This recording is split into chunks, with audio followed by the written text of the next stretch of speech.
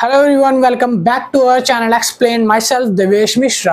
आज हम शुरू करने जा रहे हैं बिजनेस एनालिटिक्स का एक नया चैप्टर।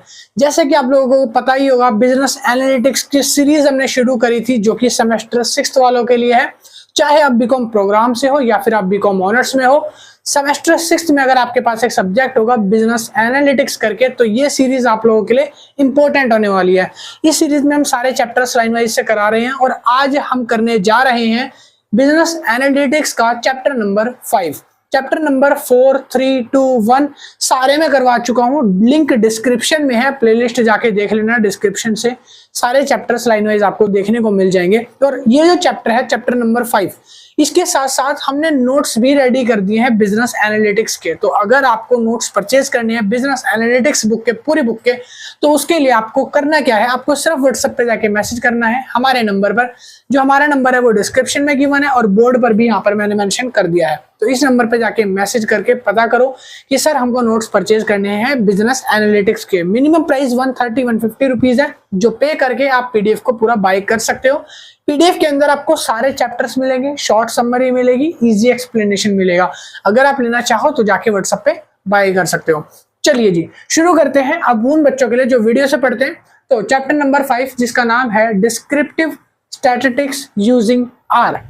तो ये जो चैप्टर है डिस्क्रिप्टिव स्टैटिस्टिक्स, तो इस चैप्टर के अंदर हम बेसिक स्टैटिस्टिक्स के बारे में समझेंगे। हम समझेंगे कि किस तरीके से जो है आर मॉडल है, आर सॉफ्टवेयर है, वो किस तरीके से जो है स्टैटिस्टिक्स में हेल्प करता है। ठीक है, और इसको मैं पढ़ाने से पहले आपको पहले इंट्रोडक्शन बता दूं। तो मैंने अभी बुक ले रखी है, एक मिनट भाई।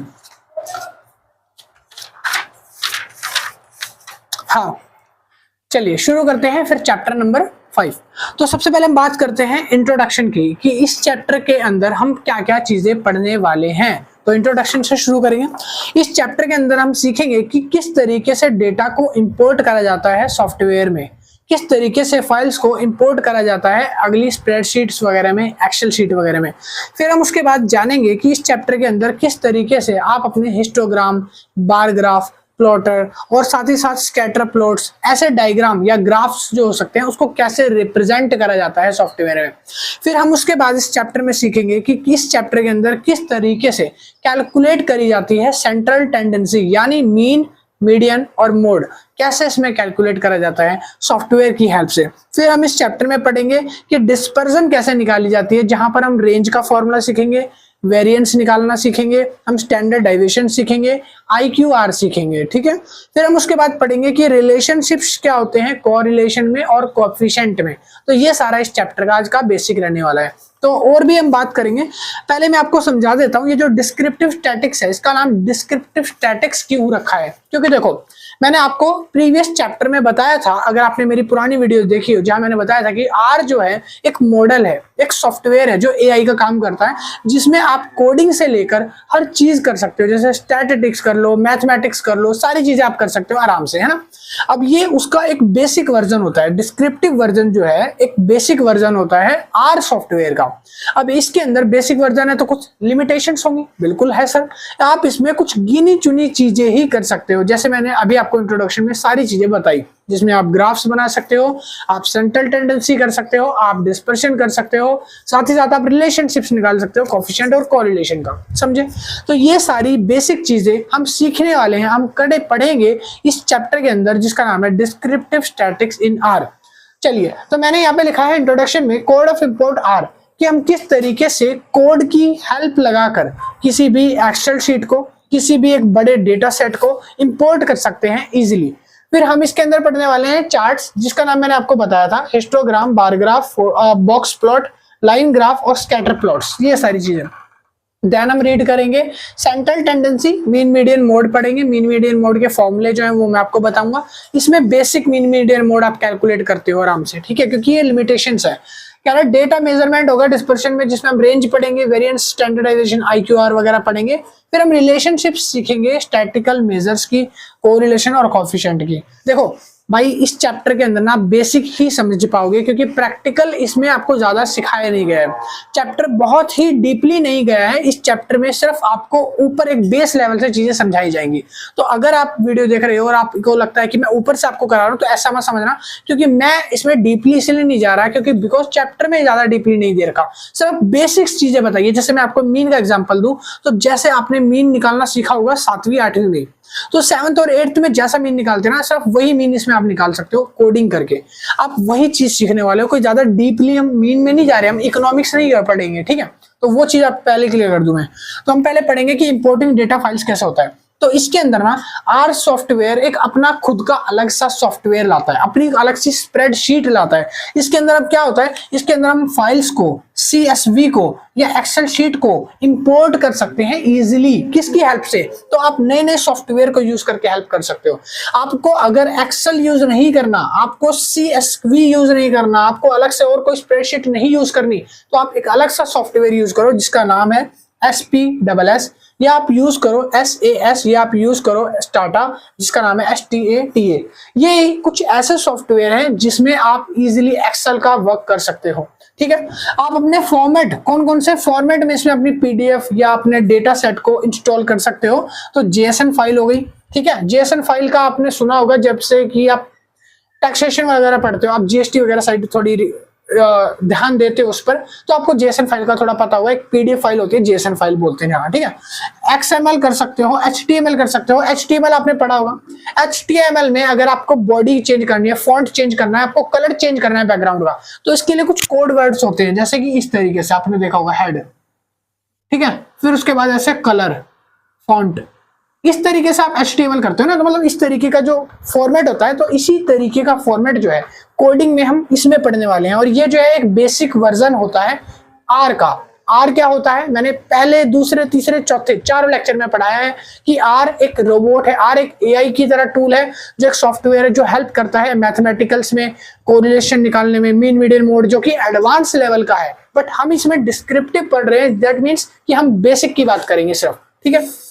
आगे हम बात करते हैं कि डेटा विजुअलाइजेशन यूजिंग चार्ट क्या होता है। तो देखो, अगर आपको कोई भी बार ग्राफ बनाना है, मान लो एक साल में कहाँ कहाँ भंडारे हुए हैं, एक साल में, एक महीने में कितनी कितनी जगह भंडारे हुए हैं, तो उसको आपको एक बार चार्ट रफली बनाना है। तो आप बार चार्ट या बार ग्राफ की हेल्प से, हिस्टोग्राम की हेल्प से, इसमें आप डिस्क्रिप्टिव आर में जो सॉफ्टवेयर है इसका यूज करके आप अपना एक बार चार्ट वगैरह बना सकते हो। हिस्टोग्राम की बात करें तो आपको पता होगा हिस्टोग्राम क्या होता है। हिस्टोग्राम एक इस तरीके का एक बार ग्राफ चार्ट होता है, जो ऐसे वो दिखाता है कि कहाँ कितनी बारिश हुई है, ठीक है। तो इस तरीके से बनाया जाता है। तो ये जो चीजें हैं, आप सिर्फ जस्ट कोड की हेल्प से, आप कुछ कमांड की हेल्प से, कुछ फॉर्मूले की हेल्प से आर सॉफ्टवेयर में इसको आराम से क्रिएट कर सकते हो, हिस्टोग्राम को, समझे। उसके बाद लिखा है बार चार्ट। बार चार्ट क्या होता है, तो भाई बार ग्राफ होते हैं ना, उनको ही बार चार्ट बोला जाता है। अब आप इसमें बार चार्ट आराम से क्रिएट कर सकते हो। मैं आपको दिखाता हूँ, देखो आपको शो कर देता हूँ। ये बुक में बार चार्ट का डिजाइन बना हुआ है, ये जो डिजाइन है ये बार चार्ट का है। तो आप इस तरीके का बार चार्ट जो है कोडिंग की हेल्प से, इसके ऊपर ना यहाँ पर बुक में ये फॉर्मूले दिए हुए हैं, इन फॉर्मूले की हेल्प से आप बार चार्ट को इजिली क्रिएट कर सकते हो अपने सॉफ्टवेयर में, ठीक है। उसके साथ साथ आप यहाँ पर बॉक्स प्लॉट बना सकते हो। बॉक्स प्लॉट क्या होता है, जैसे बार ग्राफ है ना, इसी तरीके से बॉक्स प्लॉट होते हैं। जैसे कि अभी मान लो ये जो पॉइंट है, ये यहाँ तक ऊपर उठाया मैंने 5 तक, मान लो 5 है। बॉक्स प्लॉट क्या होगा, इसी को बस वो इस तरीके से दिखाएगा, जैसे ये है तो वहां यहाँ पर एक बॉक्स बना देगा कि 5 पे उठ गया। ऐसे ये मान लो 10 पे है, ये 10 पे है, तो वो 10 को ऐसे कर देगा, 10 है ना, तो यहाँ पर इस तरीके से एक बॉक्स बना देगा कि ये हो गया 10 पे, ठीक है। तो वो बॉक्सेस में प्लॉट करता है अपने फिगर्स को, तो उसको बॉक्स प्लॉट बोलते हैं। फिर आता है अगला लाइन ग्राफ। लाइन ग्राफ क्या होता है, जहां पर आपको कुछ बिंदु मिलते हैं, 1 2 3 4, तो आपको इसको लाइन से बना के दिखाते हो इस तरीके से लाइन में। तो ये जो चार्ट होता है इसको लाइन ग्राफ बोलते हैं। इसको लाइन ग्राफ को कैसे क्रिएट किया जाता है, एक नॉर्मल सी कमांड होती है, आर सॉफ्टवेयर में होती है, फॉर्मूले में होती है, ठीक है। तो वहां पर जाना, वहां पर जाकर जैसे आप कमांड डालते हो तब आपको इस तरीके का बार लाइन ग्राफ जो है वो देखने को मिल जाएगा, समझे। अगला आता है स्कैटर प्लॉट। स्कैटर प्लॉट भी आपको इसी तरीके की प्लॉटिंग होती है, जिस तरीके से ये डायग्राम बन रहे हैं इसी तरीके का वो भी डायग्राम होता है, आप वो भी कमांड के थ्रू कर सकते हो, समझे। भाई इसके अंदर ज्यादा डीपली कुछ लिखा नहीं है बुक में।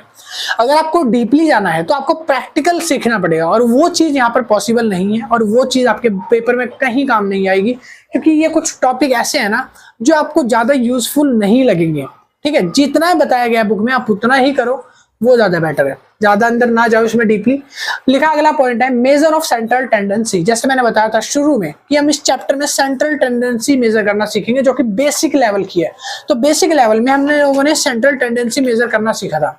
हमको 7वीं या 8वीं क्लास में सिखाया गया था कि मीन का फॉर्मूला कैसे निकाला जाता है। मीन, तो मीन में हमको कैसे सिखाया था कि एक नंबर ऑफ टेबल होती है, जैसे कि मान लो 2, 3, 4, 5, 7, ये टेबल हो गई। अब इसका मीन निकालना आपको। कैसे निकालते थे कि सर आप इन सबका टोटल कर दो और इसको डिवाइड कर दो नंबर ऑफ जितने भी नंबर है 1 2 3 4 5, तो डिवाइड कर दो 5 से, तो आपका मीन निकल कर आ जाएगा। इसको टोटल करके 5 से डिवाइड कर दो, तो बस वही तो बेसिक फॉर्मूला है, यही तो मीन का बेसिक फॉर्मूला है। तो बेसिक फॉर्मूला क्या कहता है, सम ऑफ ऑल डेटा वैल्यू, इन सबका सम, यानी कि 2 + 3 5, 5 और 5 10, 10 और 4 कितना हो गया 14, 14 और 7 कितना हो गया 24 में से माइनस कर दो आप 3, तो ये हो जाएगा 21।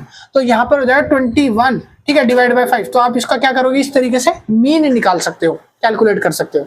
समझे, बहुत अच्छे। आगे हम बात करते हैं मीडियन। मीडियन कैसे निकाला जाता है, तो मुझे ना 7वीं 8वीं में याद है, मैंने जब मीडियन निकालना सीखा था, कोई मैं बड़े फॉर्मूले पे नहीं जाऊंगा जहाँ पे CF निकालना पड़ता है, फ्रीक्वेंसी देखनी पड़ती है, F1 F2 F0 अपॉन में N और ब्रैकेट में मल्टीप्लाई में H, जो उसकी विद है वो। भाई इतना नहीं करना, सुनो, बहुत बेसिक फॉर्मूला है मीन का, ठीक है, जो इसमें पढ़ाया गया है, सिर्फ वो बेसिक चीजें बताऊंगा जो कि आपके बुक में है। तो मीडियन मीडियन निकालने के लिए 2 टर्म्स होती है, एक होता है असेंडिंग ऑर्डर और एक होता है डिसेंडिंग ऑर्डर, पहले वो लगाते हैं, फिर इवन या ऑड देखा जाता है। अगर मान लो मीडियन निकालना, आपको कोई 3 नंबर है 1 2 3, इसका मीडियन निकालना है, यानी कि आपको कोई बीच वाली संख्या निकालनी है। मीडियन बीच वाली संख्या को बोलते हैं। अगर डिजिट ओड है, 3 डिजिट है, तो बीच वाली संख्या आराम से निकल जाएगी कि भाई बीच में 2 ही है ना। मगर अगर ये नंबर इवन होंगे तब क्या होगा, अगर ये नंबर इवन हो 2 3 6 9, अब ये 4 नंबर लिखे हैं, मैंने इवन डिजिट लिख दी। अब इस इवन डिजिट का मीडियन कैसे निकलेगा, तो सिंपल है, आपको क्या करना पड़ेगा, इधर से एक छोड़ो, इधर से एक छोड़ो, दोनों तरफ से बराबर छोड़ने हैं, मतलब कि आगे की साइड से और पीछे की साइड से दोनों तरफ से बराबर डिजिट को हटाना है। मैंने एक एक डिजिट दोनों तरफ से हटा दिया, बीच में क्या बचा, सिर्फ 2 डिजिट बनी। इन दोनों डिजिट का टोटल 3 + 6 = 9 और डिवाइड बाय 2, इसको डिवाइड कर दो 2 से, तो आंसर आ जाएगा आपका 4.5। तो आपका जो मीडियन है वो इन दोनों के बीच में कहीं लाई करेगा 4.5। तो बस यही होता है इवन डिजिट का मीडियन निकालना। तो ये होता है ऑड का और ये होता है इवन का, बस यही मीडियन निकालना आपकी बुक में बता रखा है। और बताओ क्या इसमें मुश्किल है, आसान है ना, बहुत आसान है भाई। अगला आता है मोड। मोड के अंदर हम सीखते हैं कि मोड किसे कहते हैं। अब मैं आपको वो बड़े बड़े हैवी वाले फॉर्मूले नहीं कराने वाला 11वीं 12वीं वाले, सिर्फ बेसिक बता रहा हूँ भाई। मोड के अंदर ना आपने 8th क्लास में ही पढ़ा होगा कि मोड क्या होती है, वो डिजिट जो बार बार रिपीट हो रही है, ट्वाइस रिपीटिंग हो रही है, उसको ज्यादा बार जो आएगी, 1 मिनट,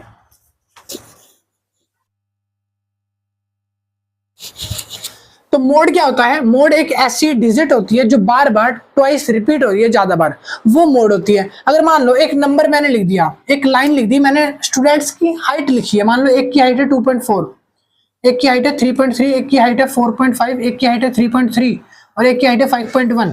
अब इस लाइन में देखो आप कौन सी रिपीट डिजिट है, कौन सी डिजिट ऐसी है जो बार बार रिपीट हो रही है, तो आंसर आएगा 3.3। आपकी 3.3 देखो कितनी बार आई है, 2 बार आ गई इस लाइन में। तो जो ज्यादा बार नंबर आएगा उसको मोड बोला जाता है। तो जो मैक्सिमम टाइम आ रहा है जैसे 3.3, तो ये आपका आंसर हो जाएगा मोड। क्या हो जाएगा, मोड। तो बस यही मोड इसमें निकालना सिखाया है। आगे हम पढ़ने वाले हैं इसके अंदर, हमने अभी सेंट्रल टेंडेंसी की बात कर ली, यानी हमने अभी सीख लिया ये वाला पॉइंट। अब हम डेटा मेजरमेंट डिस्पर्शन देखेंगे और रिलेशनशिप देखेंगे, ठीक है। तो ये दोनों मैं लिखवाऊं, उससे पहले आप इसका एक बार स्क्रीनशॉट ले लो, उतार लो। अब ज्यादा इसके अंदर डीपली मत जाना भाई, क्योंकि चैप्टर में ना ये वैसे प्रैक्टिकल चैप्टर है, आपको ऐसे समझ नहीं आएगा थियोरेटिकल टाइप में, बट इसके जो बेसिक है वो यही है, इससे ज्यादा कुछ नहीं चैप्टर में, आपको कोई करने की जरूरत नहीं है, बहुत इजी चैप्टर है, ठीक है। फटाफट से उतार लो।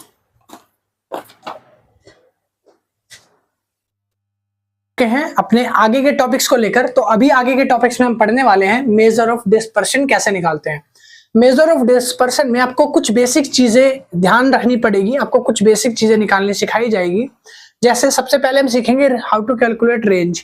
रेंज कैसे निकलती है, रेंज निकालना बहुत आसान होता है, सिंपल सा होता है। एक वैल्यू होगी, टेबल होगी, उसमें आपको सबसे ज्यादा मैक्सिमम बड़ी डिजिट जो होगी वो निकाल लेनी है और एक सबसे छोटी डिजिट निकाल लेनी है और दोनों को माइनस कर देना है। इससे कैलकुलेट होती है रेंज। तो रेंज निकालने का फॉर्मूला है maximum value minus minimum value. जैसे कि एक लाइन मैंने लिख दी इक्वेशन की, फॉर एग्जांपल 3, 4, 9, 12, 50, 100। अब इसमें सबसे एक बड़ी वैल्यू जो कि है 100 और सबसे छोटी वैल्यू जो कि है 3। तो आपको अगर रेंज निकालनी है तो आप लिखोगे 100 माइनस 3 इज इक्वल टू 97। तो ये क्या है, आपकी रेंज निकल जाएगी, समझे। तो सबसे छोटी वैल्यू यानी 3 और सबसे बड़ी वैल्यू यानी 100। अगला पॉइंट आता है वेरिएंस निकालना है। वेरिएंस कैसे निकलता है, sigma xi minus mean. Mean मतलब जो मैंने सिखाया था शुरू में, मीन अपॉन में नंबर -1 और यहाँ पे स्क्वायर रूट, ठीक है। तो इस कैलकुलेशन से, इस फॉर्मूले से आप कैलकुलेट कर सकते हो वेरिएंस का। फिर आता है स्टैंडर्ड डेविएशन कैसे कैलकुलेट होता है। स्टैंडर्ड डेविएशन के लिए आप अंडर द रूट आप वेरिएंस निकाल सकते हो, इससे आप कैलकुलेट कर पाओगे स्टैंडर्ड डेविएशन। और इसके भी छोटे छोटे कोड्स होते हैं, फॉर्मूले होते हैं, जो आप आर डेटा में अगर यूज करोगे तो उसकी मदद से आप और जल्दी इसको निकाल पाओगे। फिर आता है इंटर क्वार्टाइल रेंज, जो IQR बताया था। IQR कैसे निकलता है, इसके लिए आपको Q3 माइनस Q1 करना पड़ेगा। Q3 minus Q1। For example 1, 2, 3, ये है आपका Q3, ये है आपका 1 Q1। तो आप इसको माइनस कर दो, तो 9 में से आप माइनस कर दो 3, तो ये आ जाएगा 6। इसको बोलते हैं Q3 माइनस Q1, ठीक है। तो इस तरीके से आप निकाल सकते हो। फिर आता है रिलेशनशिप्स बिटवीन वेरिएबल। इसके रिलेशनशिप निकालने वेरिएबल के, तो अभी हम यहाँ पे पढ़ने हैं, ये हमारा हो जाएगा कोएफिशिएंट कोरिलेशन का वेरिएबल निकालने का तरीका। तो यहाँ पर लिखोगे कोवेरिएंस ब्रैकेट x y, क्योंकि यहाँ पर क्या होता है कि दो आइटम होनी चाहिए, दो प्लॉट होने चाहिए, दो पॉइंट होने चाहिए, x और y। दो पॉइंटों के बिना ये नहीं निकल सकता। पहला होता है x और दूसरा होगा y। तो सिग्मा n करके अब ब्रैकेट करोगे x माइनस मीन। ये वाला जो x है इसके ऊपर एक लाइन लगी है, ये वाली लाइन, इसको बोलते हैं मीन। अगर x ऐसे बना है तो ये x है, अगर x ऐसे करके बना है उसके ऊपर ऐसे लाइन है, तब इसका मतलब होता है मीन। आपको उस डिजिट में मीन निकाल के लिखना है। ऐसे ही ये ब्रैकेट क्लोज और यहां मल्टीप्लाई है, फिर लिखा है y माइनस y का मीन, y डिजिट का मीन अपॉन में n माइनस 1। अब नीचे समझते हैं इनका मतलब क्या होता है। देखो x और y जिसके ऊपर ये लाइन लगी है, इसका मतलब होता है मीन वैल्यू। मैं बात कर रहा हूं मीन वैल्यू की। दूसरा आता है x minus x and y, जिसकी नॉर्मल वैल्यू है, जैसे x ये रहा, y ये रहा। तो x की वैल्यू और y की वैल्यू इंडिविजुअल ऑब्जर्वेशन लिखनी है। एक सिंगल लाइन जो होती है उसको ऐड करके टोटल x कितना है और ऐसी y कितना है वो लिखना होगा। और n क्या होता है, नंबर ऑफ डेटा पॉइंट। जो n होते हैं वो नंबर ऑफ डेटा पॉइंट होते हैं, नीचे जो आता है n, समझे। तो ये हो गया आपका पहला कोवेरिएंस। अब बात करते हैं कोरिलेशन कोएफिशिएंट कैसे निकलता है। तो इसके लिए फॉर्मूला है r is equal to cov bracket में x मल्टीप्लाई y, ब्रैकेट ऐसे, फिर क्लोज। उसके बाद नीचे आप लिखोगे standard deviation x, standard deviation of y।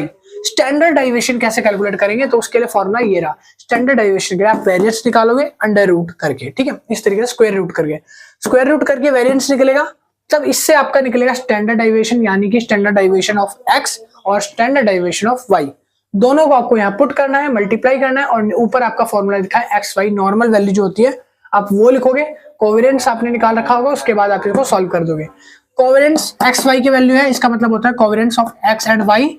और ये जो साइन है, देखो ये जो साइन लगा है, ये जो साइन इस तरीके से बना है एक्स के बराबर, इसका मतलब होता है ये होता है स्टैंडर्ड डेविएशन। तो standard deviation of X and standard deviation of Y, समझ आया। तो ये था कोरिलेशन का फॉर्मूला। बाकी क्वेश्चन में एग्जाम में पूछ लेगा, छोटे मोटे क्वेश्चन आएंगे, ज्यादा बड़े नहीं आएंगे। जैसे रेंज कैलकुलेट करना है, ठीक है, इंटर क्वार्टाइल पूछ लेगा, तो इस तरीके के क्वेश्चन जनरली देता है, ज्यादा बड़े क्वेश्चन नहीं देता। तो ये सारा आप कैलकुलेट करोगे तब जब आप प्रैक्टिकल तौर पर, ये सारा थ्योरेटिकल है, प्रैक्टिकली तौर पे कंप्यूटर पे आर सॉफ्टवेयर में सारे कैलकुलेट करने के अलग से फॉर्मूले होते हैं, अलग से इनके मेथड होते हैं, ठीक है। तो वो सारी चीजें आपको बताई जा रही है बुक के अंदर। यहाँ पर मैंने वो सारी चीजें डिस्कस कर ली है।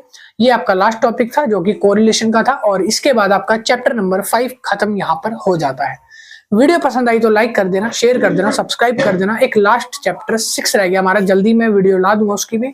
अभी के लिए इतना ही, और वीडियो में अगर कुछ पसंद आया तो लाइक कर देना, और यहाँ पर जाके आप मैसेज कर सकते हो नोट्स के लिए। ये मेरा व्हाट्सअप नंबर है, इस नंबर पे जाके आप व्हाट्सएप पे मैसेज कर देना कि सर हमको नोट्स की पीडीएफ बाय करनी है। मिनिमम प्राइस 150-130 रुपए जो भी होगा वो पे करके आपको नोट्स की पीडीएफ मिल जाएगी। अगर आप लेना चाहो तो व्हाट्सएप से जाके बाय कर सकते हो नोट्स वगैरह। Thank you, keep watching. अब आप इसको स्क्रीनशॉट से लेकर उतार लो आराम से।